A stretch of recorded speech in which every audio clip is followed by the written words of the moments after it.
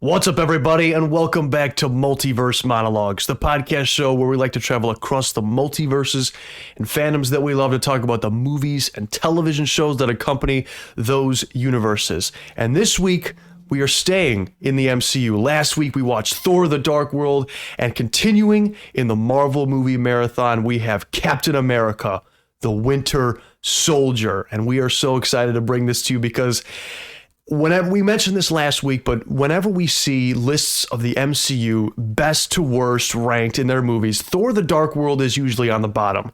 Well, this week, Captain America: The Winter Soldier is near the top of everyone's lists. And the question is asked whenever we have a movie that is this good on the podcast.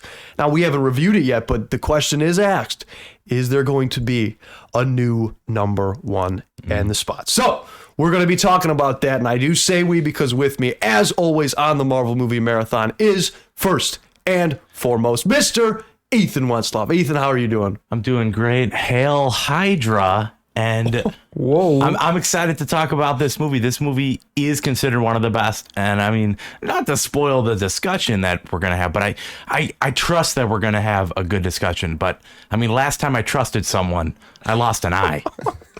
Dude, that's so good. Come on, man. So Ethan's the Hydra agent out of both of us, unless you're about to say Hail Hydra too, in which case I'm wearing the wrong shirt here, guys. Reverse. Who am I? Oh, you are Mr. Micah Head. Micah, how are you? Well, I'm pretty good, but before we get started, I just didn't want to get out. Okay. No. Yeah, I'm doing pretty good. I feel like it's been a while since I haven't watched the movie the day of the podcast. I was hyped for this movie. I watched this one on Saturday. And so it's Monday today that we're recording this. Yes. And yeah, I feel like the last time I watched a movie that wasn't the day of, it's probably 1945. Probably the last time I did that. It was a long time ago, man. I haven't had any practice. Well, because I think we all watched this movie before today, right? Right. Yeah. Today we were ready for today. We couldn't contain our excitement. This was a good one, guys. So before we get into it, though, I just want to say, if you could, smash that like button. Boom. That's all I'm going to say. But anyway, gentlemen, let's get into it, boys. Let's open our sling rings and head over to the MCU. Tell me about the shooter. He's strong. He's fast. Had a metal arm. When do we start? We just did.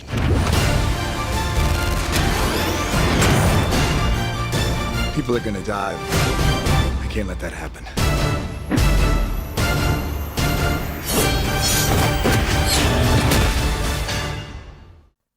2 years after the events of the Avengers, Steve Rogers is now living in Washington, D.C., and trying to adjust to the modern world. But when a S.H.I.E.L.D. colleague comes under attack, Steve becomes embroiled in a web of intrigue that threatens to put the world at risk.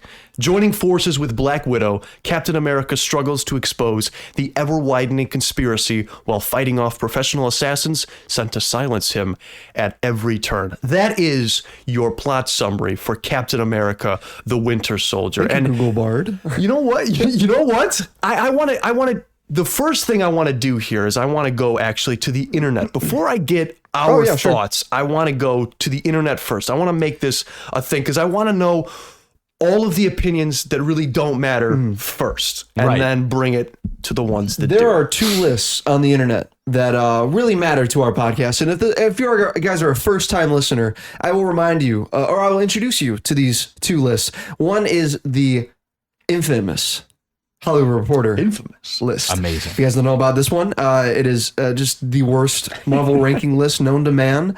Ranks 70 different Marvel movies from like Captain America 19-something all the way up to right before Black Panther: Wakanda Forever.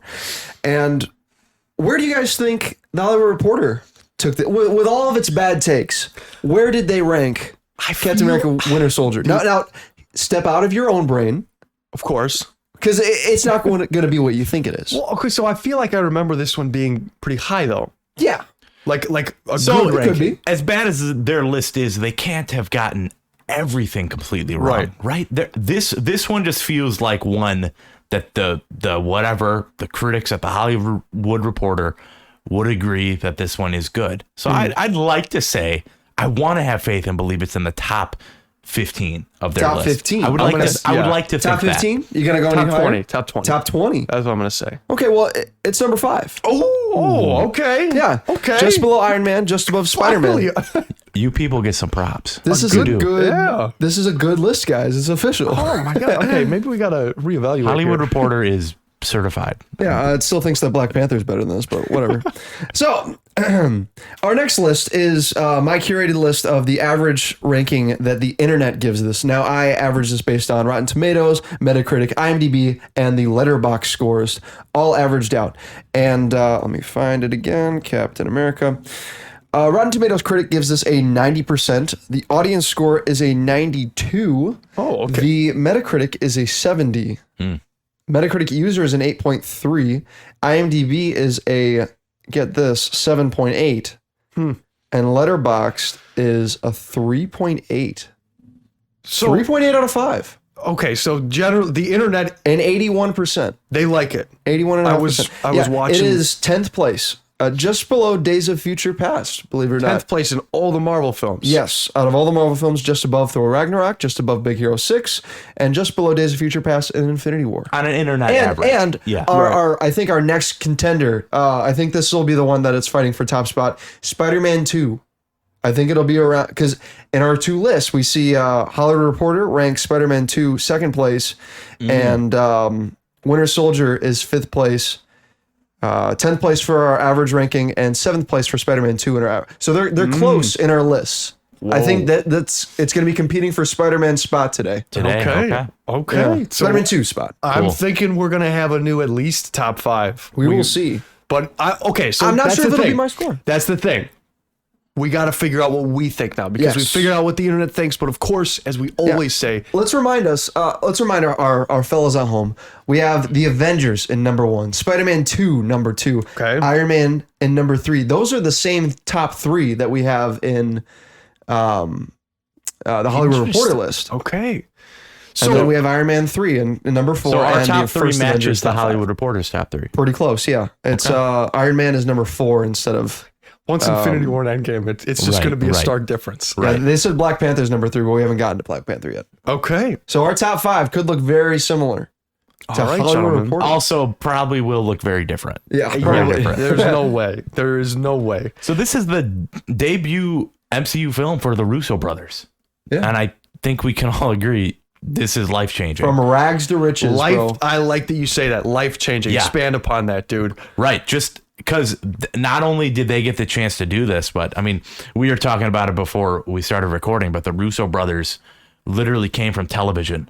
They were most famous for Arrested Development, where they won an Emmy, and then that Emmy got them the job on the Community, where they famously did genre television. It was kind of a different genre every day, and they had their really famous paintball episodes. And Kevin Feige, who was sitting at home watching TV like everyone who loves TV does, he saw those paintball episodes and went, these guys, I would like to consider them. So they were one of 9 other directors who were able to pitch ideas for this film, and at the end of the day, the film was theirs. And I think there's no mistake that they earned their spot and solidified their spot with their great work in Civil War, Infinity War, and Endgame. Like, these guys are, no other way to put it, they're just iconic. Yeah, they're and iconic. if you haven't seen, they have a podcast called Pizza Film School. And The Russo brothers do? Yeah, they have. Oh, wow. And they literally sit down and talk They with just had directors. Zack Snyder on. Yeah, an absolutely fabulous discussion. But they just sit there and they talk about the techniques that they use to film, and it's fascinating. It's so interesting, and it just shows you why these guys were it's very difficult to find a director who can accomplish a movie like Civil War, Endgame, Infinite, like. But these two guys were up to the task and they knocked it out of the park. you get that phone call, that's terrifying. Like not the Winter Soldier, like the second Captain America film. That's not the biggest thing to tackle, but then Civil War and then the third and fourth Avengers films, that's huge. And I think that the way that Kevin Feige found the Russo brothers should only give us confidence in just what he's still doing and the future of the MCU. Still, I know the MCU has been in a rough spot, but it's because Kevin Feige has been giving new directors new chances at things. And I think it's all because of what the talent he found in the Russo brothers here. Well, a lot of these new directors that have come out, and not to take the conversation away from the movie we're talking about, but a lot of the directors that he's gotten have come from television. So Small indie projects like Chloe Zhao with Eternal. She was a very art house director, and bringing that new light into something as commercialized as the Marvel Studios franchise is something that we need in the MCU just to mix things up. It's a very, risky situation. Sometimes it pays off. Sometimes you find your directors for the biggest, most profitable movies ever. And then sometimes, the most controversial one with Eternals. Right, exactly. While I can't wait to talk about that one because I can't wait to see that one again. I've seen it once and I remember it was impactful. We did a review of that on the channel way back in the day. And we actually liked it. So that's going to be interesting. I agree with you. But bringing it back to the Winter Soldier, I want to shoot this to Ethan first. What was it like sitting down? It was, I believe you also watched this on Saturday, What's your right? history with this movie? History. So this was the good question, Micah. This was the first MCU film that I saw opening night. Whoa. This is the first one that I had the privilege. I saw Avengers in theaters, but my older brother graced us upon me. He took me opening night with a group of his friends, which I know is super annoying for an older brother to have to do this, bring their younger sibling. But shout out to Jared for doing this for me. But I got to sit there and I got to watch this movie opening night, and it was just such a great experience. And 13 at the time? I was 13. Is that what the math says? Yeah. 13-year-old Ethan watching The Winter Soldier. Like, that's the peak age for this. I still love this film to this day. And to me, this is one of those movies in the superhero genre that I'd say gets bogged down by being attached to the superhero genre. There are certain films that just are guilty by association. Oh, that's a superhero movie. And you kind of forget how great it is because it is part of, that's, Captain America 2, that's MCU phase 2. But like, if this wasn't affiliated with Marvel, I think it still would stand as just a great action film and a political thriller. This is such a good movie. I love this movie. I just do. And still watching it to this day, it holds up so well. The action still fantastic. The sequences in the car chases and Nick Fury's sequence he gets, it's all really great. It's all really great. Who would have thought that I'd want to drive a Suburban after this? That's a cool car right there. Okay, but Nick Fury's Suburban is it's a little cooler than your average Suburban, dude. He's got a friggin' machine gun in the starter, fully automated and bulletproof glass, and geez, that thing was insane. Mike, are you as big a fan as Ethan of this movie? If you can recall, I don't know if you want to pull up that audio clip from the Faded take that I took. What was that? The X-Men podcast, where I was pulling up just some podcast. I was going through the list of movies. I was like, what movies are bad? And I was like, you know what? I don't remember the Winter Soldier that much. I'll say the Winter Soldier. That one was probably bad. I mean, it's the middle of the list, kind of just whatever. It's right there. I said, the Winter Soldier's not that great. It's probably pretty bad. Boy, do I take that back. This is, like Ethan said, it stands alone as its own. It's a great standalone movie. This is probably one of the greatest action movies comparable to, like, the only ones that I think top this action movie wise specifically are probably like John Wick. The John Wick movies are top tier for me in action movie, gun combat. Like Parker, I watched this movie with Parker. He said that this, compared to just watching Thor, The Dark World, the combat choreography is miles more entertaining than in Thor: The Dark World. It's fast.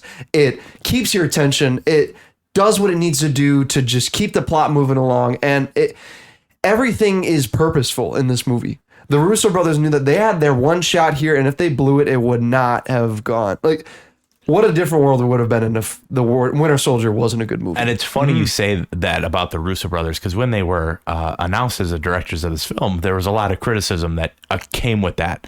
People were very disappointed that this is who they picked to do the sequel to Captain America. And it was just very cool seeing. I watched an interview that the Russo brothers did 2 days before the film released.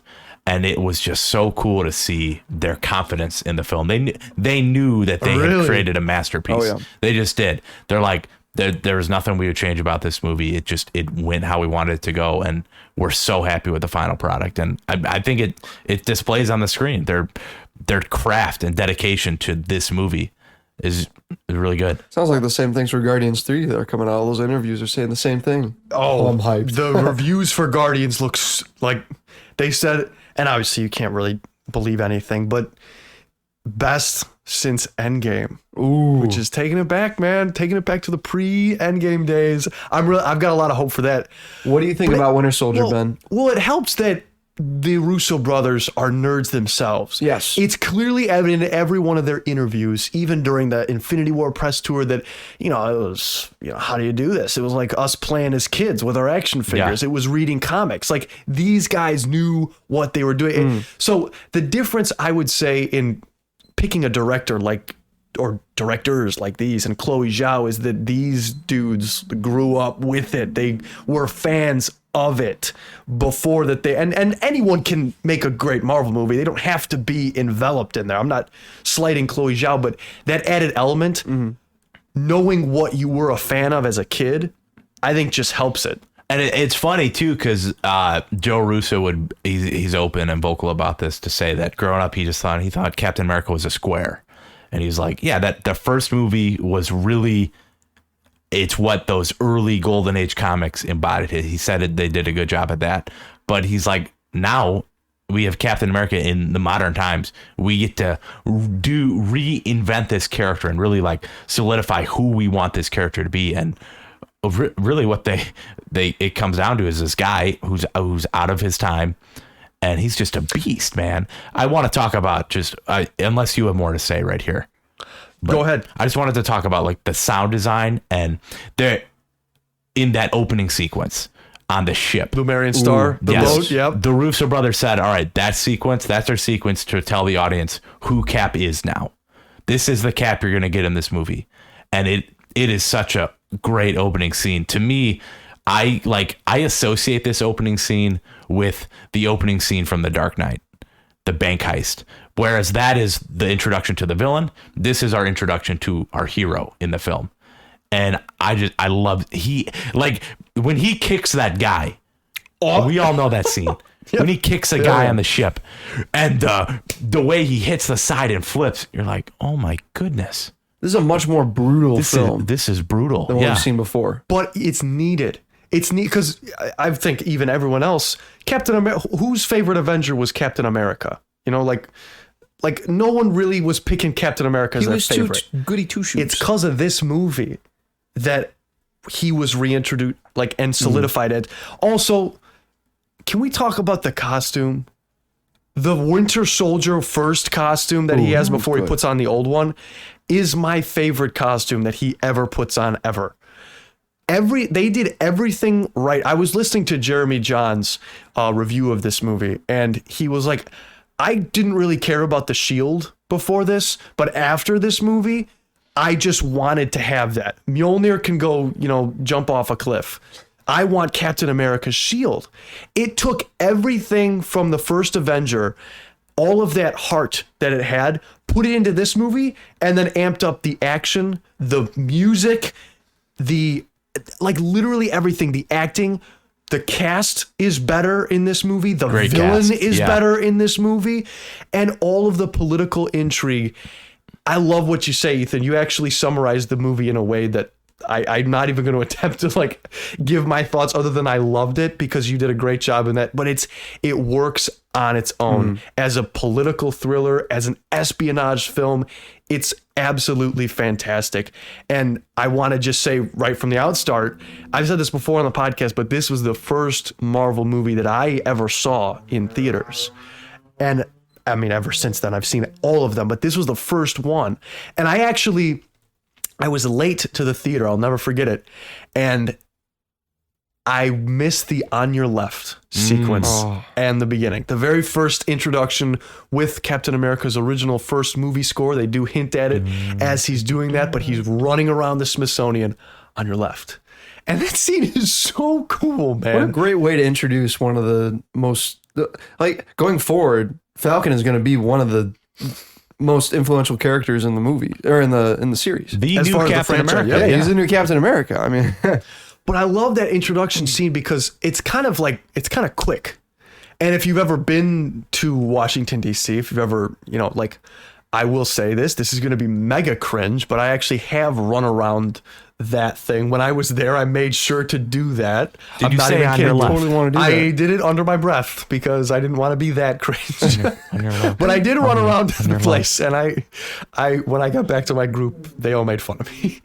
But it was cool. I was not going to miss that chance. We got to run take a around trip out there and, like that. and run around. Well, dude, it was like I had the soundtrack playing in my ears as I was running around the whole thing. It's a lot bigger than you might think in this movie. Like what you see here, it's a lot bigger in person. Getting lapped is a big deal. Yeah. And so it's a great opening sequence, but and I don't even consider this a slight. My one thing is that sometimes when they do the pan around to Captain America and he's miles ahead of Sam Wilson, Almost a mile, man. it's like it's almost a little too unbelievable How fast because he of is? how fast Yeah. he's running before, and then they just quick shoot the camera. It's awesome. Don't get me wrong. They do that same effect in the first movie, I'm pretty sure. Do they? I think so. I forgot which one it was. No. I'm thinking of it may have been Superman or something. Well, Infinity War, they have him running way ahead of the pack to the final battle. I'm thinking of the same shot where he runs off frame and then it pans over and he's like ahead. I'm not sure. Are you talking about the? I'm thinking of Forrest Gump. That's what it is. They do that in Forrest Gump when he runs. The first time he runs out of the frame and then he runs in that field and then he hops over that fence. That's right, They yep. do the same trick there. It's Anyway, almost a little too unbelievable. That's my thing. And they do it on the ship too, as he's running through the ship.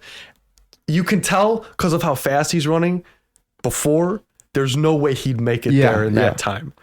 That's just a little thing I had It's to comment almost like on. he's a super soldier in a fictional film. He's got some sort of serum flowing in him or something. And also, Sam Wilson is just not running as fast. Just a dude. Yeah. He's just a dude. He's just pacing himself. But all of that aside, it's a great opening sequence. I love that. And obviously the On Your Left, it's the start of that. And My favorite part of paid that off so sequence well. was Cap's notebook, where he yes, flips it over yeah. and he's got all these things that he's got to catch up on. He's got Star Wars / Trek.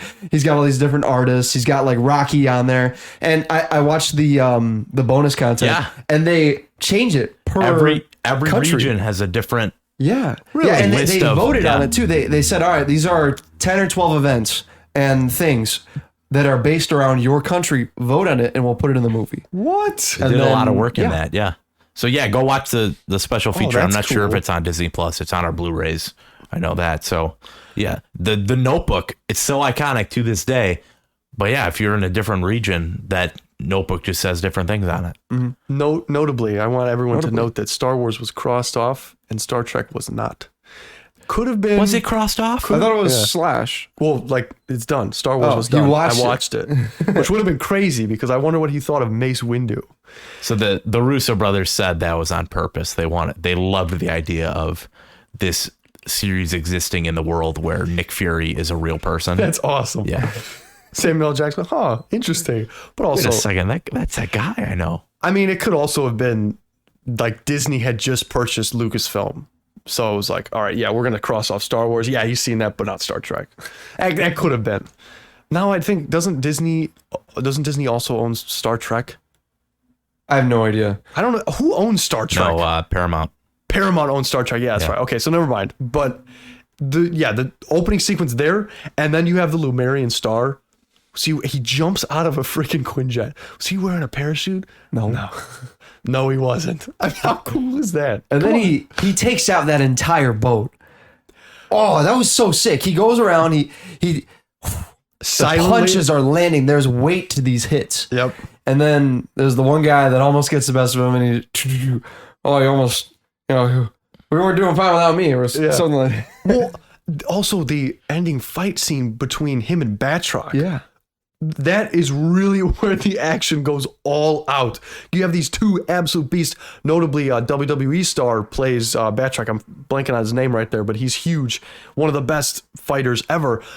And their fight is absolutely epic. I thought you were more than just a shield. Let's find out. He takes off his helmet. He puts his shield away and then goes... Come on, that absolutely solidifies Cap as a certified beast. He was a beast before, but yeah, you're right. This solidified it and really made him like. I think this builds off the character he was in the past few films. But I love this. I caught up with Mike at church. We were just so excited about this movie. We couldn't contain our excitement to talk about it. So yeah, we broke our cardinal rule. We talked about the movie just slightly.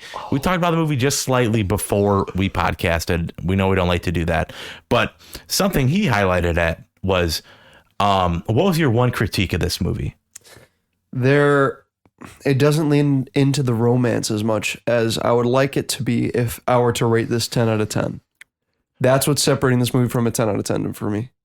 My comment on that is, if they had done that, Then it would have taken away from something else. Would have been a lesser Endgame. film. Yeah. Endgame. Like if they would have leaned into the relationship more between Sharon Carter and Cap, Endgame would not be as impactful. We're not talking about Sharon. Talking about Peggy. We're talking about Peggy. OG. Well, she's The granny. She's in there. She yeah, but is. she's. I want to feel the she's heartbreak like more. 90. No. But we want because you throughout want- the film, okay. Natasha's constantly trying to push Steve on with a new lady, and he's kind of entertaining the idea. I would have loved the idea. That's why I think when we get to our Endgame podcast, there will be some critiques in that department, but I mean, fantastic film. I would have loved them leaning into more of the fact that she was his one and only love, which they don't, because by the time we get to Civil War, he is engaged in a relationship with Peggy, Which or is with weird to me Sharon. because that's his thing, is that I think that the tragedy of having his one and only love being Peggy would have worked for me. I think that would have been. And they go back to it in Endgame, and it's real sweet. It's a real great moment.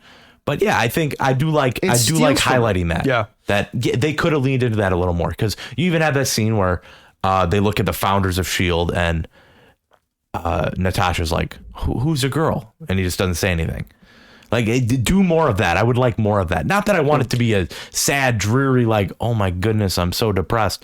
But I think it's just because they didn't know where they wanted to take him. It's an important part of Cap's character, and if you're not leaning into it as much, then I think, and yeah, story-wise, it doesn't work as well, but I think they just weren't sure. The story-wise, they wanted to I think take they Cap. wanted him to move forward with a new love Yeah. interest. yeah.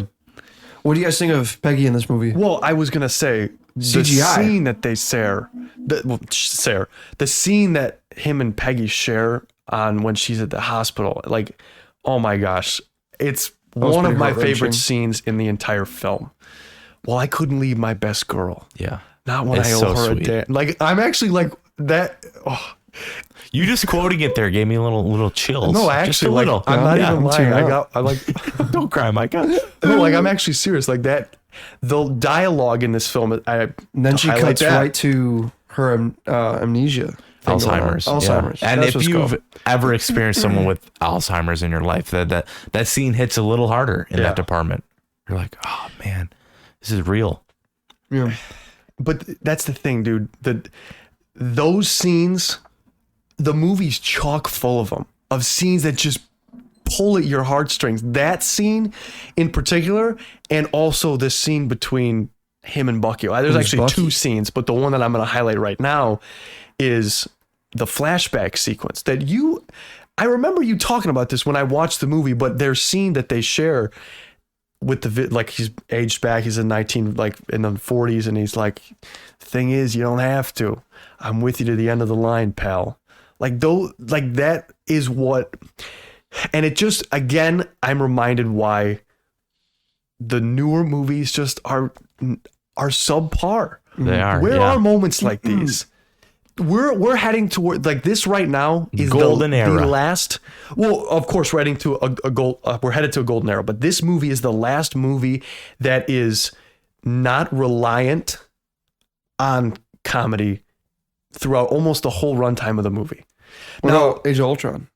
Age of Ultron's pretty comedy centric, and Ant-Man is full of that. And we have Civil War Guardians. is Guardians darker. rewrites the MCU in many ways. And that's the thing, but this is the movie before Guardians. And so it's all just, it's a pretty bleak movie. It just is. And I want to say the moments of comedy that do exist, we had a listener actually, shout that out in the movie. The moments of comedy that do work, there is that MCU-esque humor to it. Like after Cap says, he gives his absolutely epic speech, the price of freedom is high, but it's a price I'm willing to pay. Let us live in that moment. Die. Not don't have Falcon come back and be like, did you just come out of that at the top of your head? Like okay. That's my least favorite stuff, when there's a really good line and the MCU undercuts it for some reason. Like the one of the most famous uses of this is in Infinity War, when Spider-Man's like, I can't be the friendly neighborhood Spider-Man if there's no neighborhood. And then he immediately goes, oh wait, that makes no sense. What do you mean? That makes perfect sense. That's a I think great it line. might work for maybe one line, two lines in the whole movie, but when it's the most impactful line, they shouldn't be doing that. And The Winter Soldier has enough serious lines where they can undercut one or two of them. Yeah. This is a very serious movie. I think that this has one of the deepest plot lines out of any of our MCU movies. For sure. Yeah. Well, expand upon it. What do you mean by that? Because we get this, whose side are we on? Who do we trust here? Nick Fury sets it up pretty early on that you can't trust anybody. You can't trust. He talks about his grandpa and how his grandpa was a bellhop in an elevator. He for years he would go up and down and he'd take tips and all this stuff, and eventually he started not to trust the neighbors. And when people would ask, "Hey, what's in the bag?" he would show them. He'd show them. It was fully loaded. What was it, 9mm? 22 Magnum. 22 Magnum. Fully loaded 22 Magnum. Well, and then what a story. He's saying, stay strapped or get clapped. There you go. That's the lesson from Nick Fury. And so then he shows Captain America, stay strapped. Yeah, I know. They're a bit bigger than a 22. He's got 3 freaking helicarriers just sitting downstairs. Like, how cool is that moment, though?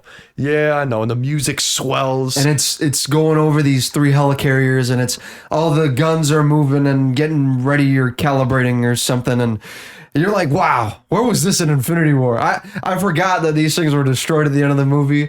And I lean over to Parker. I'm like, Parker, where were these? And he says, oh, they blow up at the end of the movie. I was like, oh. Well, thanks. Spoilers. Yeah. How long has it been since you've seen this movie? I definitely remember watching it, but I don't remember. So the last what time I watched scenes it. do you remember from your last The watch? Bucky scenes. Dude, the Bucky scenes are so good. I specifically remember the fights between Cap and Bucky. I remember the boat at the beginning. Totally remember those. Those stuck out to me. The great action. The great action parts in this movie. And that's most of this movie. That's a good... Yeah.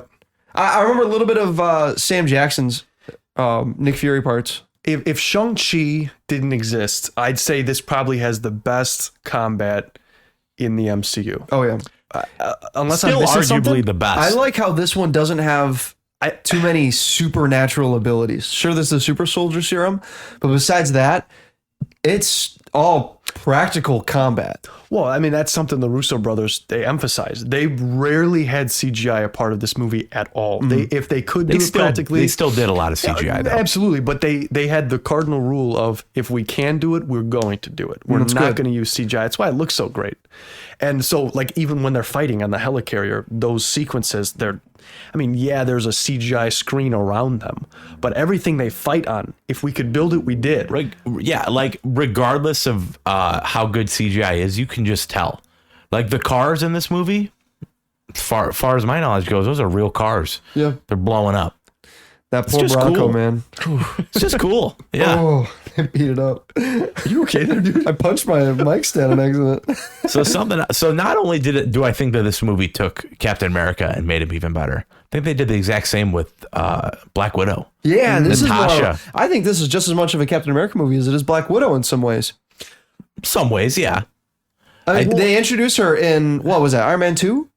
And They don't do much with her in that movie. They don't. They just introduce her, and now they give her to the Russo brothers, say, make her your own. And then, boom, she is a fully fleshed out character by the end of this movie. I agree.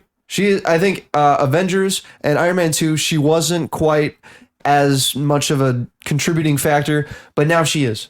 Now all we need is a Hawkeye, I think. Right? Right. I think it's because of this movie also that I had a massive crush Oh, on okay, Natasha Romanoff, or I should Johansson, yeah. just say Scarjo. Scarlett Johansson from the years of like 2014 to 2016. And Like, her scenes are really good. There's that scene in the opening when she's propelling down the stairwell. yes. And she's shooting the dudes. The guys on the top, she goes, Yeah. Yeah, and when they're going on the escalator, Oh, when they mac? when they Mac. oh yeah. So Speaking the of Mac, public, dude, Anthony Mackie is pretty good in this movie too. It was pretty convenient for him to just have the Falcon wings, wasn't it? That's He true. doesn't have Yes. them. Well, like he has access to them, just the top secret super wings Well, of no, they actually do have future. to. I mean, it's off screen, but they do have to go get them. They are behind. But I three like walls, conveniently I off like screen. not Yeah. showing us that because it just shows like a confidence in the material. A lesser movie, they'd have to show that scene. But I know for a fact Black Widow, Sam, and Cap can break in somewhere it and didn't steal. bother me. Yeah, they can steal wings easily. And it makes the reveal of that suit all the more Really better cool, because yeah. you don't.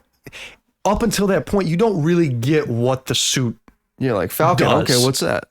And then they kick what's his face off the building. You're right. It's not my style. It's hers. And she kicks him off the thing. He's like, "Wah!" his scream is so great. Jasper Sitwell. We also get a Doctor Strange name drop. Stephen Yeah. Strange, which I just noticed that on my last watch of this film. It was like a couple years ago. I never put two and two together. Like I was like, That was one of my few immediate it was live a throwaway comments. line, but that I said. Easter eggs like that, I'm all game for. I love Easter eggs like that. You got to be a fan to know. One minor role that I thought was interesting was Zola in this movie. That he was he was a mind in a basement of the camp that Cap was trained at. Yeah, Wow, it just happened to be there. The ammo bay or that whatever get their there? official term is. Well, I don't know how. I guess it's kind of one of those things you just don't think about because, like, you're telling me that this can just consciously think and talk. Yeah, I looked it up, and so he says in the movie that his brain was stored on 200,000 feet of tape, and I was like, okay, all right, okay. Magnetic tape does not hold that much storage. Let me just say that. And 200,000 feet, sure, it sounds like a lot of feet, but 200,000 feet of magnetic storage is about 16 gigabytes. So, what would a standard VHS be? How many feet is that? Look that up. How many feet in How many VHSs VHS does tape? Armin Zola fit on?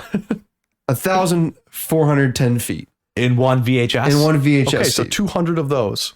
200 VHS And tapes. that's a maximum. That's like if you get the really full ones that are 5 hours The long. Lord of the Rings, like Yeah, extended cut Yeah. VHS. VHS. in extended play, and that's so you've got about 200 VHS tapes hanging around in that basement, and of course they're a lot thicker because it's the real stuff. But 60 gigabytes, man, and tape only lasts about 10 to 20 years before it deteriorates. That's my biggest complaint with the movie. Zola, you're trash. I liked watching the outtakes, the gag reel, because ScarJo just has such a bad time saying the IT lines. She's like, we gotta hack into the mainframe. Oh, they must have used a router to... Yeah, of course they use a router. That's how you connect to the internet, idiot. Oh, jeez. Yes, Johansson, what the heck? Come on, Russo brothers, get your IT lines right. Come So on. it's funny. As an IT professional, this is what I gotta do. Exactly. So I know you guys probably seen Honest Trailers before, right? Yeah. Screen Junkies, Honest Trailers. The Russo brothers sat down with Screen Junkies and watched the Honest Trailer together and reacted to it. But apparently on the set of this movie, it was a inside joke that the Russo brothers, they had to make it Honest Trailer proof. Make the film Honest Trailer proof. So they'd go through the script and they look through things and they go, we got Honest Trailer proof that. They're totally going to mention that. Yeah. Yeah. How cool is that? That these That's what they guys should be doing. have the YouTube knowledge to go, I don't want them to make fun of this in a video. Let's do something. Did Honest Trailers make Winter Soldier one of the best Marvel movies ever made? What was cringe about this movie? Well, okay, so I wanted to ask that because besides Peggy and that Peggy-Steve relationship, what criticisms do you have of this movie? Because I was thinking on the way here, what do I have to say negative things am I bad gonna about this say? movie? Like, what? I'm trying to sit here and think, acting, no, that's great. Action's great. Any plot elements work aside from some minor cringe humor at times. I would have liked I to don't see- really slight the movie for that though. There are some things that I would have liked to see, but it doesn't really take away from the movie. Like I would have liked to see the behind the curtain, how Nick Fury survived. I would have liked to we hired this doctor and then we paid him off so that he would, and then just see the shot of injection go into him or something. Okay, so Sure. fake out death. Yes, Fake out death. That's a critique we could have because fake out deaths are really like not the most fun But ever. that's the way he had to do it. We haven't seen that yet in the MCU. It was a first. I'll pass it. I mean, I'll counteract that with our good Who died? good man Agent Phil Coulson, who they famously killed in the Avengers, and then He hasn't faked out yet. If you watched it on the Blu-ray, there was a trailer for Agents of Shield before this. Mine was Guardians. I had Guardians too. I had both those. But anyway, while we're on the topic of Agents of Shield, I want to mention that. So the next week after this episode aired, so Agents of Shield, it's about Shield. This was like the most connected the MCU has been, and I wish that the Disney Plus shows could be this connected. But there was an episode that aired, and then that next week after this movie came out, that episode was affected by Hydra being revealed in Shield, which is just such a cool touch to throw in there. Because if you're sitting there watching just Agents of Shield, and that happens, you're like, oh crap, that movie was just spoiled for me. But for the huge fans of it, it's really cool that they did that. I love the That is connectivity really of that. cool, Yeah. man. I like that a lot. Huh. I wish I was watching Agents of S.H.I.E.L.D. You said, aren't you watching it right now? I'm trying to. Episodes 17 and 18 are concurrent with Steve Rogers' battle at the Triskelion. Oh, that's really cool. And they I'm gonna have to watch it. mentioned the event. Have you ever seen the episode? I've seen the episode, yeah. They like mention events that are going on in Yeah, real and time. it affects it, yeah. Oh, wow. That's really cool. Yeah. As far as interconnectivity between the Disney Plus shows, there hasn't been, events lead to certain things in the films. You can't watch Doctor Strange Multiverse of Madness without yeah, they WandaVision. barely connect the new shows to the movies, let Yeah. alone the old ones that were directly releasing alongside the movies. Huh. Interesting. So That was a cool experiment they did. I wonder if that's why they haven't connected them yet. Another character that was, as part of S.H.I.E.L.D., Hawkeye was supposed to be in this movie. Jeremy Renner was I think that actually would've been too much. contracted. That's what the filmmakers thought, actually. He was contracted to be in this movie as like a little cameo, actually to hunt down Captain America. Oh, that would bring a really interesting dynamic. Just for one scene. They have a little, apparently it was supposed to have a conversation. What's going on? Obviously, Hawkeye's also an Avenger. So he's like, all right, Cap, Also, I totally Hawkeye get it. would get clapped. Yes.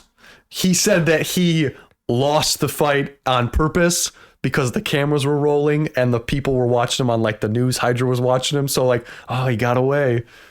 No, Maybe Cap, we all know who's winning that Cap fight. would have killed him. I think that if they 100%. had Hawkeye in this movie, it would have been just another movie where there's a main character and then Black Widow and Hawkeye. Yeah, and that's Because that would have been yeah. the third one in a row. The Russos said that and they were like, yeah, we don't want to just bring him in with no depth. Yeah, because after that, they could have just kept going with Right. Black Widow, Hawkeye as the B list characters for the rest of the MCU, and it wouldn't have worked. But I like that Black Widow is not. Unfortunately, Hulk is sidelined for much of Phase 2 solo projects, and so is Hawkeye. Hawkeye's not even like a part of anything. At least we get that little cameo in We're Iron almost Man done. 3. There's 2 movies left in Phase 2. I mean, the next. Oh, no, 3. Ant-Man, Well, yeah, but the next which time I we haven't see seen. all I'm so these- pumped. Oh my god, I can't. That's part of the joy of watching it with you, Micah, because you haven't seen these movies in a long time, or haven't seen them at all. Yeah. So Ethan and I have seen these umpteen times, so it's nice watching them with you, who like Fresh eyes. almost- eyes, yeah. fresh eyes, yeah. It's We're really nice. way too nostalgic towards this film, so it's cool having you in here, and you're equally like, oh yeah, Yeah. great movies are great movies, as we say, and this just is one of those great movies. But yeah, Speaking of great parts about this movie, do you wanna kind of move on to the next segment here? Do we have more things Ethan, to say? you were gonna yeah. add Do we have something. any other negatives before we move on? Because I mean, it's easy to sit here and praise this movie because it just is that great, and there are. What's his name? The president of S.H.I.E.L.D. I thought was a bit weak.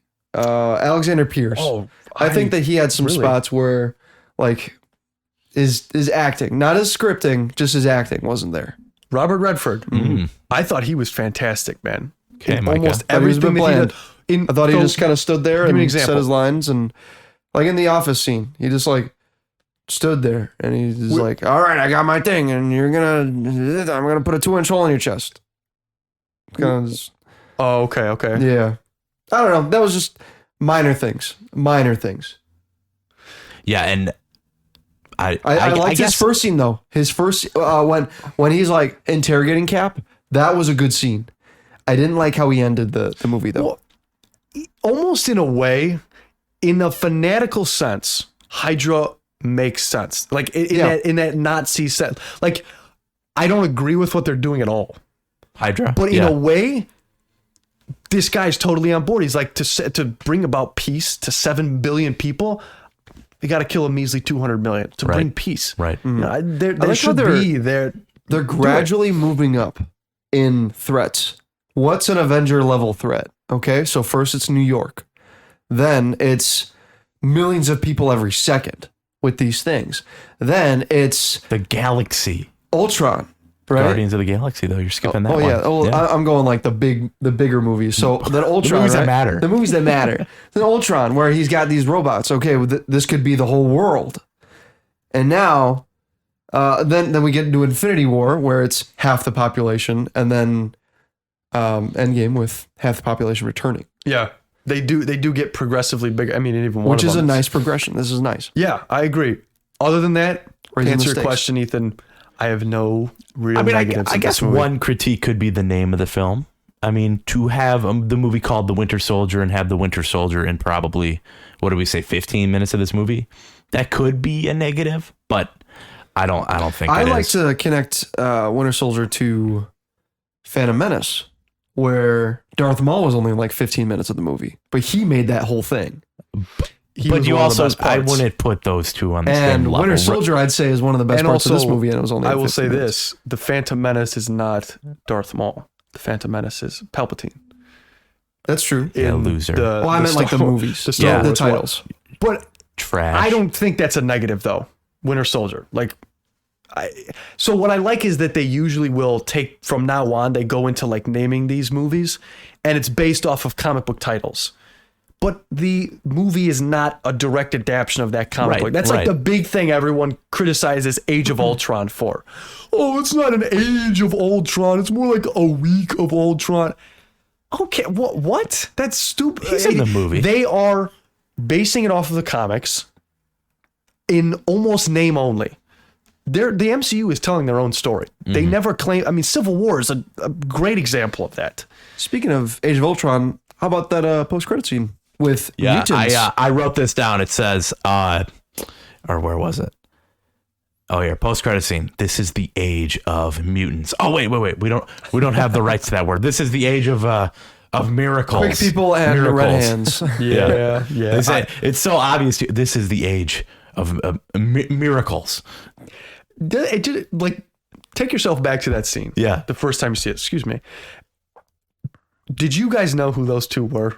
I remember watching that post-credit scene for the first time way back when, and then people were coming out of the theater, or my uncle was probably talking about it, someone, and they were like, there's mutants. There's going to be mutants in the MCU now.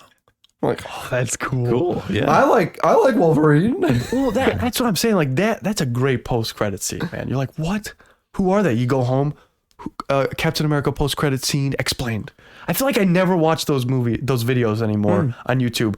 Oh yeah, Hercules. I pretty much know almost everything there is to know about that character. I know he's Blade? gonna Yeah, fight- I've seen the or world. that you Okay. care to know about that character. Exactly. You could know more. Exactly. I don't really care to know. I don't know. more We were about all doing Hercules. that There's with nothing that's- Doctor Strange 2 post-credit scene. Well, who the heck is that? Third Yeah. Eye? What's this about? Yeah, and also Ant-Man 3. There was another one where I've watched a lot of that. Love and but- Thunder. What was another one? So not a lot of big critiques. Before we jump into Yeah. favorite scene, I just want to kind of make a subcategory because the action in this movie is so great. So I want to do, because I don't know if our favorite action scenes will all get to be praised. So I want to do a separate subcategory. Favorite action scene in this When movie. Bucky catches the shield for the first time, and he's got the mask up, and he's doing like the look. That And then he single- just throws it back, and Cap dodges it, and it Okay. hits the bus. I Dude, like that that a lot. one shot. Whew, that's good. And then it goes right into the fight. I'm gonna take Lumerian Star. It's almost unbeatable, in my opinion, as far as action scene. I mean, there's full of great action, but like the way he takes out each one of those guys, So good. is beautiful. I'll take the bridge, the highway fight. Just when the Winter Soldier really getting his first. An image from this movie that always just sticks in my head is when he stabs the van and it just mechanically shreds through the van with a knife. Like that's scary. And I love that hand-to-hand combat. Bucky with his knife, when he first unsheathes his knife and he does the twirl, just effortless. And then he's like stabbing him. He's he's moving around. It's such a good sequence. Watch those scenes, guys. They're indescribable how quick, because they move so quick. They move so fast. Yeah. And every single spot, it reminds me almost of I mean, it's no comparison, sure, but the episode 3 Battle on Mustafar fight, how fast everything is. Ooh, yeah. How fast they practice this for sure, over and over and over again. Total's right. If this one feels like, even though it's probably choreographed very heavily, you don't feel that as much as you do. You don't in feel Revenge of the the waiting Sith. for the next hit, Right. boom, catch. It's just Push. natural. Right. It feels You like don't feel like- that guy's trying to kill Cap. Yeah. It's beautiful. Speaking of natural, you know who is a natural? Stanley, back at it again. Yes, We talked about Mackie getting his suit, but we didn't talk about how Cap gets his suit back. we remiss without And mentioning. that's Right. Stanley's cameo in this movie, guys. He's the Smithsonian janitor or guard, he's the guard, and he walks into the Cap exhibit and notices that the original Cap suit is missing Oh man, because he took it. I am so fired. I'm so I fired. am so fired. Oh, dude, that's so good. I love that. And shoot, hold on. Where was I going with this? There's a point I wanted to make about the Marvel movies that we're talking about right now and how they relate to what's going on in the present day, but it's escaping my mind. Is it Skrull Invasion? No, it's not. And I'm blanking on it. I'm remissing. But I also want to mention, before we get into favorite scene, the score by Henry Jackman. Oh, yes. Is probably one of the best scores. Henry Jackman, not Hugh Jackman, for those of you listening at home. Getting catch. a little confused. Yeah. Indeed. It's probably one of the best scores that we have on this watch through yet. I also do want to highlight so I have notes that I took during this movie, and I just said, bro finesses that Quinjet. And he really did. When he took down that Quinjet, Oh, that was so good. just with his motorcycle and his shield. He was very John Wick-esque in this movie. Just getting away from... He was excommunicado, dude. I guess... Gosh, you're right. He was excommunicado from S.H.I.E.L.D. I guess one critique is when he just jumps out of Take down the elevator and he just falls right on his arm. He felt it, though. You're a super soldier. I Would your kind arm of break? love that though. It's comic booky. Well, Yeah. Not because of what happens, but then what the agent says after that. He's watching. They're all watching. He's like, "Are you kidding me? Are you kidding me? It's like, That was you great. just survived Because it. it's like very self-aware because we're all thinking it too. We're like, are you kidding me? That was insane. Right. That was so cool. And Agent Sitwell's just equally frustrated. Then he gets on his Harley and just out of there. Oh, it's beautiful. So this is more of a critique on the first movie, but he's sitting there and he's looking at the journey that the Howling Commandos had when he's in the museum. And it's just going back to what we said about the first movie. We don't really get that. We get a montage of the Howling Commandos. It would have been cooler to dive into them as characters, but I don't really care. Yeah. That's just something I noted. That's definitely a slight on the first movie. But Right. with that, gentlemen, let's move into favorite scenes in Winter Soldier, of which there are so many great scenes, and it's hard to kind of narrow it down. But let's attempt to do that right now. And Micah, do you have? I'm going to Traffic jam. Traffic jam. I don't know. That's what it's called. That's what I'll call it. When Bucky and Cap duking it out in the middle of the highway. Oh man, that was. I think from the point that what's his name is thrown out the car window into oncoming traffic just so suddenly, very The Boys or Invincible-esque shock factor. Yes. That dude just got slaughtered. Well, so All the way up until the fight finishes and he says, "Who's Bucky?" yeah. Oh man. Well, even so, are you including the Nick Fury sequence in there as part of that? I don't. Or are you just talking about when Bucky That's attacks? fantastic. Yeah. I like the Nick Fury scene. I think almost just as much. It's so good. Yeah, I was going to make sure we mentioned that. That's Yeah. not my favorite scene, but that scene is that might be my favorite scene, but it's great. I've never seen a better car chase where they don't move for a good portion of it. That's a good point. That's epic. Yeah. And then the car chase happens after all this damage has already happened to the car. That's good. Yeah. And I love his interplay between the AI and the car. Well, what's not damaged? Air conditioning. Air conditioning. fully operational. Like that bit of humor, I think, really, really works. I like that a lot. I like that a lot. But yeah, the way that Nick Fury he absolutely obliterates all these fake cops. He's the biggest man on campus. Like, you're like, that's how that guy got his job. He's a beast. And then you see, This is our first action scene with Nick Fury, isn't it? We haven't gotten anything. yeah, When I think so, right? Hawkeye attacks the helicarrier, Nick Fury is pointing a gun. He's doing some action, Okay. but he's got a lot more to do in this This is one. Nick Fury's first big moment. Yeah, But yeah, he's beat all the fake cops, and then you just see the Winter Soldier. He shoots his gun, yeah. goes right under his cab, flips him. Gets his lightsaber out. As Yeah. as the car is going by, he just turns away. As Just the car, dodges it. like Yeah. it's so cool. Favorite scene, Ethan. Favorite scene? It's got to be the culmination of the film. As the Mission Impossible fan I am, if we're talking about a spy thriller, I have to give props to the mask reveal. When Natasha rips her mask off, it's her at the end. But then the chair. Also during this scene, I'm kind of no, I'll leave it out. I'll leave the Bucky and Steve stuff out because I'm sure you'll mention that in your favorite scene. That's also happening at the same time. But I remember even as a kid. Or not as a kid, when I was 13, when I saw this scene was just awesome. Nick Fury's like, to keep up, to beat me. I don't remember his exact terminology. Play the clip. It's like, you got to keep both eyes open. Rips the eye patch off. Gets the eye recognition. Yep. So good. Oh, this was also the first mention of his eye and what happened to it. And he's like, last time I trusted someone, I lost an eye. And that hurts that moment. The moment in Captain Marvel hurts this We moment in this know movie. that Because moment now. now it's not, oh my gosh, I wonder how that happened. Now it's, oh, a that darn cat. A cat Oh, did cat. that. He trusted that cat with his eye. Yeah, like what? Yeah. And real quick, while we're on it, since we brought up Captain Marvel, so Nick Fury, he famously burns his eye patch at the end of this movie. And then later we see him with his eye patch again. The theory is any future appearance of him with his eye patch is Nick Fury as a Skrull. Which Interesting. would make sense because he's revealed as a Skrull in Far From Home. When would that transition have taken place? I guess I'll have to look out for that. Somewhere in between, this movie and Far From Home. So almost, I think he leaves a timeline of about 5. And then we do have 10 Secret years. Invasion coming up for those of you watching this concurrently with real time.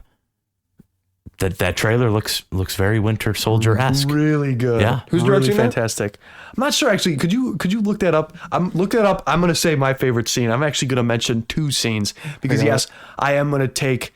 Well, actually, no, I'm not gonna take that scene Kyle between Bradstreet. Captain America and Bucky on the helicarriers, but that scene I do want to highlight because it's absolutely fantastic. The emotion that's built between the two, not in this movie, not just in this movie, but in the first Avenger, because I'm with you to the end of the line, pal. And he keeps, no, my mission.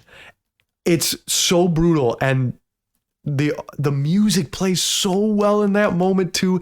And as he goes into the water, they drags him out across the mud in a moment to where, okay, maybe there is some good left in the Winter Soldier, but he walks away. That scene hits so well, and all of the feelings that Steve and you as a viewer have throughout the movie culminates so well in that scene. I had to highlight it, but I think the scene I'm going to take as my favorite scene is the scene actually that hit me the hardest in this movie, and that's the interplay between Captain America and Peggy Carter. Peggy, yeah. That is my favorite Really? scene. Okay. It drew out the most emotion in me.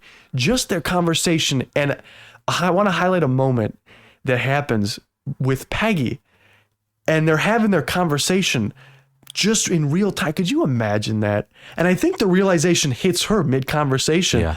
And she gets emotional. It's Steve, you're alive. It's been so long.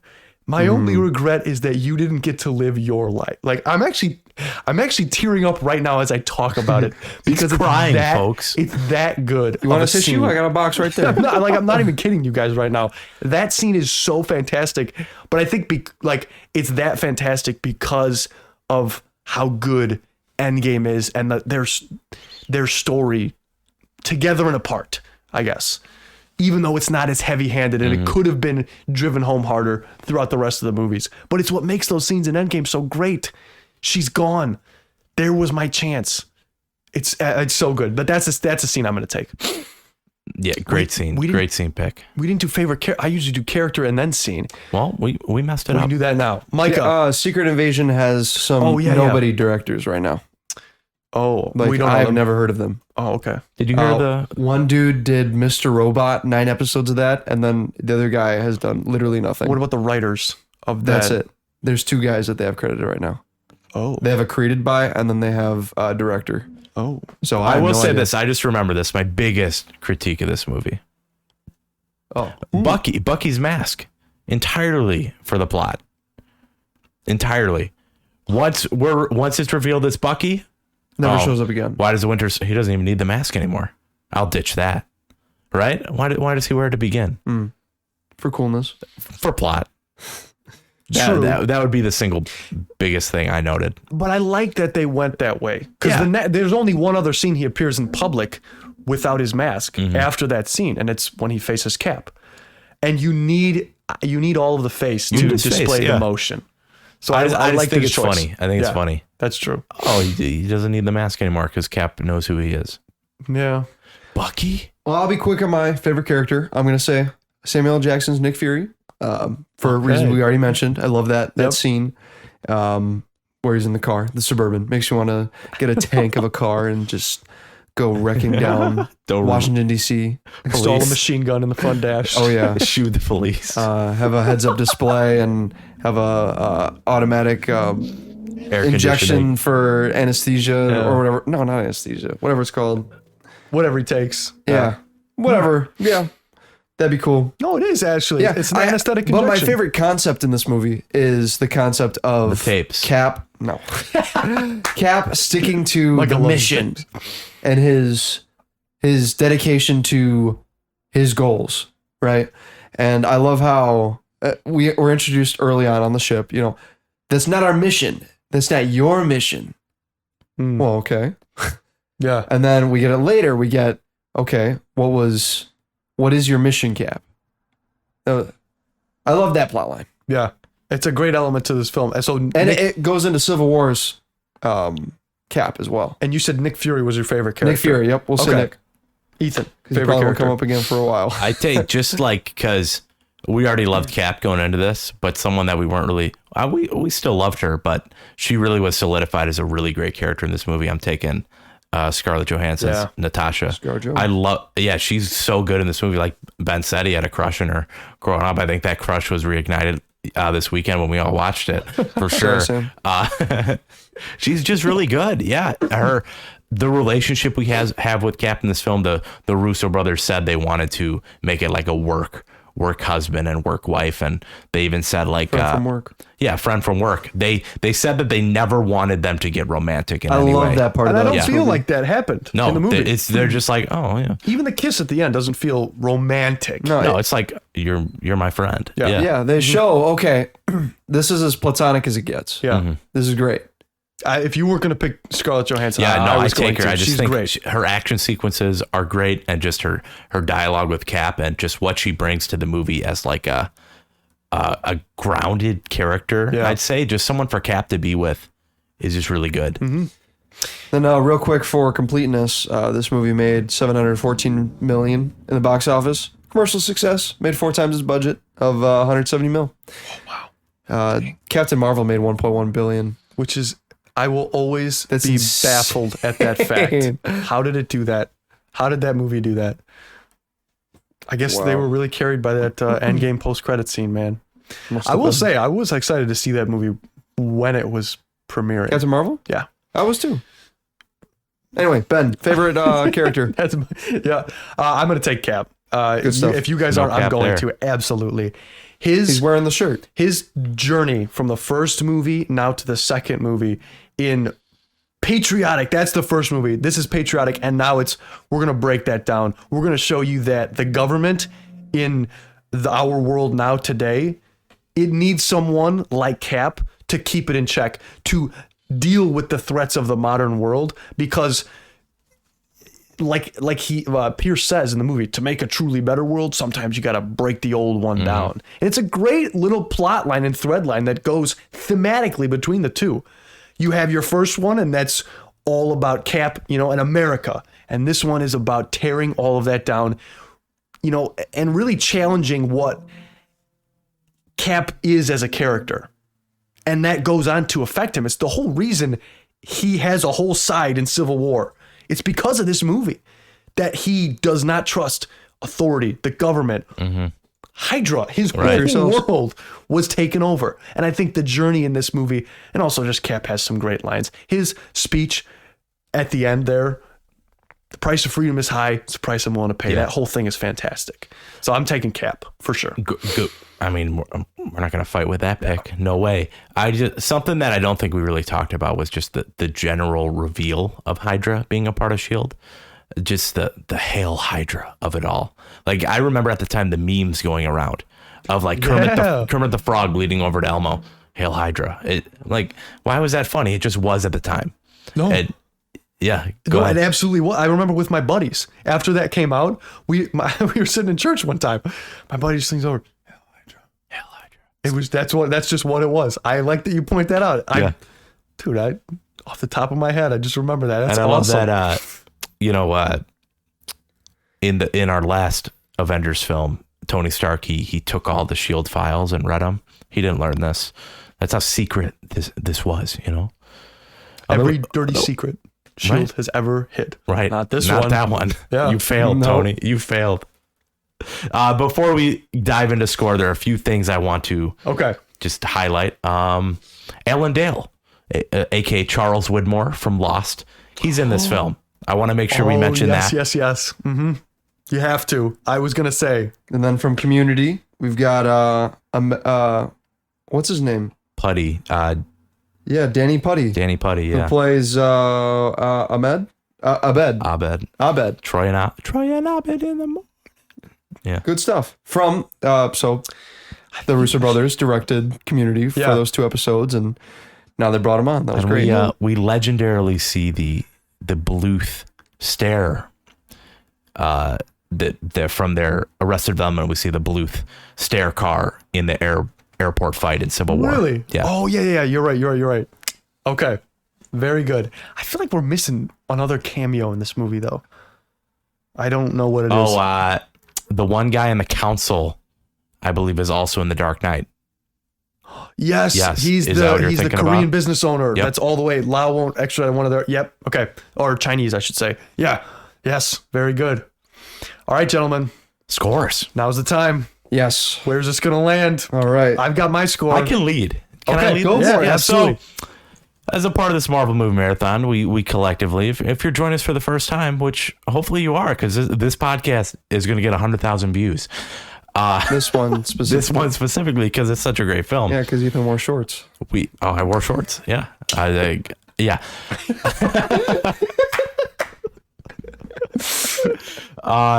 We give our scores and we throw it into our average, and then we throw it into our ultimate ranking. So I've already broke the vase per se. I've already given out my first 10, so it's all the more easy to give out another 10. Dang. This is a 10. This is a 10. A 10? There's nothing I'd change about this movie. This movie, just simply put, is great. It is the best standalone movie we've gotten, I'd say. I mean, Your Iron Man. average rating is going way up. My with these average two rating is tens. going way up. Yeah, and that's fine. It That's might fine with actually me. be the best standalone Marvel movie. Oh, yeah. It might could be. be. Fair, yeah. I think this is going to earn a spot in, I know, our top 3 for sure. And it's going to stay there for a long time. I think this is a great movie, and I have no problems giving this a 10 out of 10. I just think it. Wow. Yeah, Wow. I tried this whole podcast scratching the surface of trying to look at negatives, but yeah, I love this movie. It just is great. It holds up to this day. The action is awesome. The characters are great. Yeah, 10 out of 10. Go ahead. This is huge. For those of you who don't know, Ethan has the lowest average score out of all of us throughout that. So this is like huge. He's a pretty negative guy, I guess. He's a glass half empty. okay. When I wouldn't change anything, That's true. I got to give it a 10. I like this. Oh, whoa. Yeah, I spilled splash water. everywhere. Put that anywhere, pal. Did you pee, dude? Micah, Whoa. Wet as shorts. what do you got, dude? So, What's it gonna be? Captain America, the Winter Soldier. It has so many great things. So many things I wouldn't change. I wouldn't be able to I can't give any things I would definitely improve on for this movie. Some other movies, like even Spider-Man 2, there were things where I would say, okay, this is a bit, and right here is a little bit. But this movie, there are so many things that are just fantastic. I love how You're beating around the bush, Micah. I don't know. Give man. us a score. All right. The action in this movie is impeccable. We haven't seen anything like this. I love the gunplay, the chase sequences, the character development. He's beating around the bush. Dude, we need I a don't want to score. give it a better score than Spider-Man 2. I don't want to do it. But you So I'm feel like giving it a 9.4. 9.4. what did you give Spider-Man 2? 9.5. Spider-Man 2 has more iconic Heart. There's and there's more heart. There's more cinematography Okay. in that movie. That's just a bit okay. There are great There's great camera moments in this movie. What did I give Spider-Man 2? You gave Spider-Man 2 an 8.7. A bit low in my opinion. What was mine? I think it was an 8.5. An 8.5. Yeah. You can't beat the elements of I'd say, yeah. So I Doc talked. Ock in Yeah. There's Doc Ock. There's the relationships, the complicated relationships that are written in. There's a more complex script in Spider-Man 2 that I think is what puts it over. Yeah, and I'd say The choreography of I Winter Soldier. opened up the podcast by saying that there are movies that just transcend the superhero genre, and just because they're affiliated with it, it kind of drags it down. And I totally agree with you. Captain America: The Winter Soldier's there. I think Spider-Man 2 is there. I think that one is just a really great movie. Period. And I think you can't. I can't find a score that beats Danny Elfman's score. Oh, I loved it. All right. Ben can. But there are things about Spider-Man 2 that I just can't say are. There are movies that do what Spider-Man 2 does best and what Winter Soldier does best, and combine them. Infinity War, I think, is going to be a movie that beats Spider-Man 2 for me. Okay, you know what? I'm not going to go into the score aspect. I'm going to talk to you about that later then. Oh, wow. Oh, he's going to take me to his office. No. I just want to me up. ask you a question about that Yes. score, but that'll be off cameras. That'll be on our Patreon page. on our float plane. Yeah. Oh man, a 9.4 and a 10 already. What do I say? If you don't want this movie making it in the top, Ben, you got to tank your score. Oh, Ben's giving it a 3. Listen, no. I've always said a perfect film for me is a 9.5. To transcend and give it a 10, it has to do more than just be a perfect film. It has to affect me in some way. It has to be a part of me, who I am as a definitely. person. I'll be critical, but Yeah. making the 10, Yeah, no. not that hard for me. That's just how I personally rank movies. Everyone has their way, and that's the beauty of this ranking, because we can average out the scores. And I will say this is on 9.5. That's not my score though. Ooh. Because this also just happens to be the first Marvel movie that I saw in theaters. Ooh, so there's nostalgia. Some in there. nostalgia. There is tint on so there, yeah. much nostalgia for me. When I watch this movie, I am taken back to the summer of 2014. Even when I was watching this movie, I was almost praying and hoping for a warm summer day, because that's the feel that you get with this movie. It is a quintessential May release Summer blockbuster, for yeah. the Marvel Universe. And there's so much to love about this movie. Captain America is one of my favorite superheroes. Because of this movie, there's so much to love. And this gets my first 10 out of 10 in the rewatch. 10 out of 10 for me. Welcome, You Ben. gave this movie a 4.5 on Letterboxd, and you're It's giving because it a of 10. this conversation and all of this. bumped his score, that- folks. That's what conversation does. I've realized that this movie just is. There's nothing I have to say It against hurts the movie. Micah, but I think we have a new number 1. Micah, go ahead and read the score. Ethan, Ben, by your scores of 10s, You gave it a 9.5. and, Don't and me giving it a 9.4. come on. Your score is still super high. 9.4. Okay. Well, isn't the Avengers our number 1 anyway? Yeah, but that was a 9.4. What Yeah, is but- this? so This is a 9.8 out of 10. 9.8 out of 10. This is a near perfect movie in our multiverse opinion. Yeah. I'm literally good with that. We're gonna have some perfect films. just That is 'cause pretty high up there. We love this stuff. This movie is. What would I change? Add that into the effect of nostalgia and how much this movie means to like me as a person. Yeah. I'm all about this movie, man. It's so good. And with that, we have our new number 1. Wow. Captain America: The Winter Soldier. Followed closely by the Avengers at a 9.4. There's a 0.4 score difference between 1 and 2. And then a 0.5 difference between the Avengers and Spider-Man 2 at an 8.9.